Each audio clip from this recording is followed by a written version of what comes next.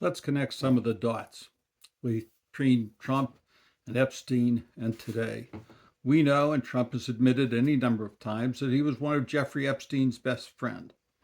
He had been on Epstein's plane. In fact, he now owns Epstein's plane. The they were Trump was not only good friends with Epstein, but he was also good friends with another sex trafficker who had sex with underage girls named Casablancas.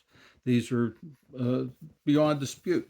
Casablanca and Trump both owned modeling agencies, and Trump thereafter uh, uh, owned some of the beauty pageants. And Trump himself had said that he felt that he was perfectly free to go and hang around the models' dressing rooms when they were naked or partially naked and have them hang around with him and hug him.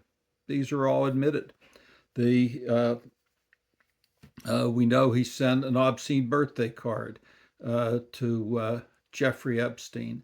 That he said that on that card that they had secrets that they didn't want to share with other people. We know that the uh, uh, Trump had underage girls working at his spa in Mar-a-Lago and complained because Epstein stole some of them to go work for him. One of the questions that hasn't been asked yet is what Trump was doing with underage girls at the spa and why they weren't in school full time and why he wasn't working to protect them and why they were at the spa of all places uh, uh, where people are getting massages, etc. We know that the FBI has not released all the Epstein files.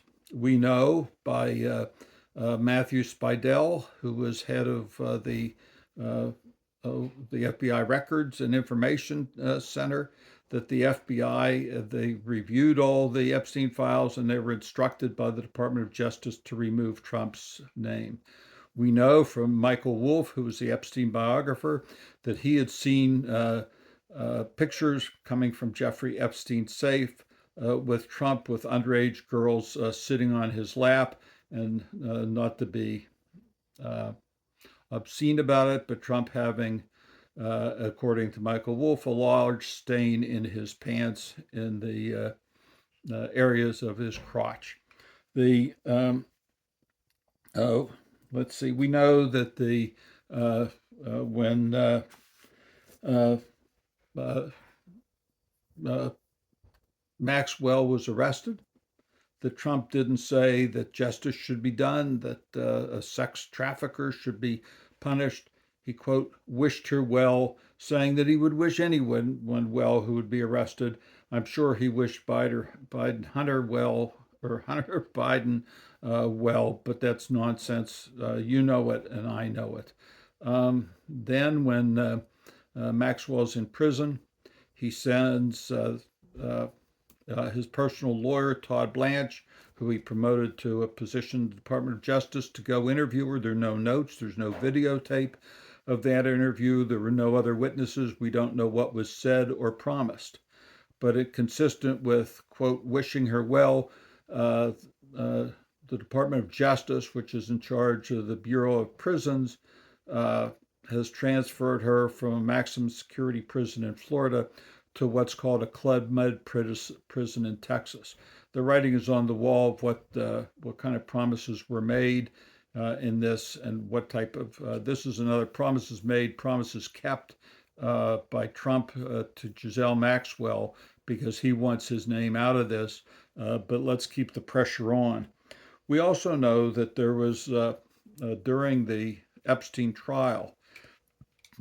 Originally, there was a young woman named Jane who testified against Epstein and how she was trafficked and groomed by Epstein and Giselle Maxwell.